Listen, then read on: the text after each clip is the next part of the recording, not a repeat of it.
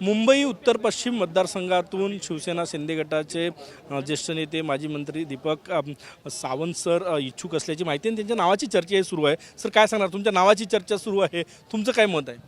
नावाची चर्चा इलेक्शन आलं का सगळ्यांच्या नावाची चर्चा सुरू होते, तशी माझ्या नावाची देखील चर्चा सुरू आहे.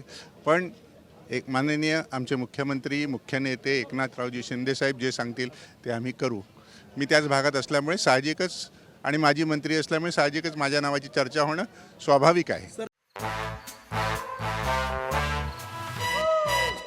Come, come, come, my love, please don't say no, baby. Come, come, come, my love.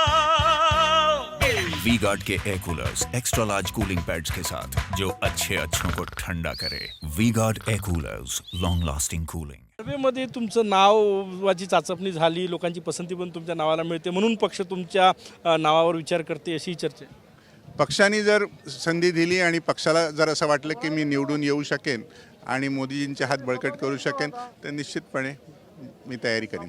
ताकद आहे तुमची त्या मतदारसंघात आणि कुठल्या स्ट्रॅटेजीवर तुम्ही त्या इच्छुक आहात?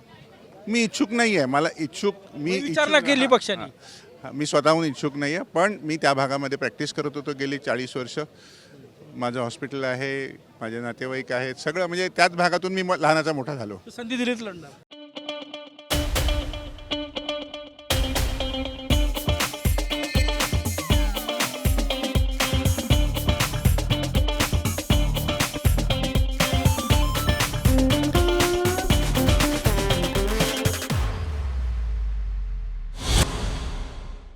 संधी दिली तर लढणार ना. कुठली लढाई लढायला शिवसैनिक कधी मागे पुढे पाहत नाही.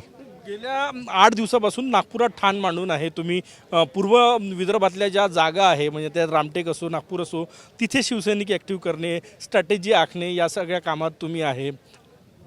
चांगलं आहे ना.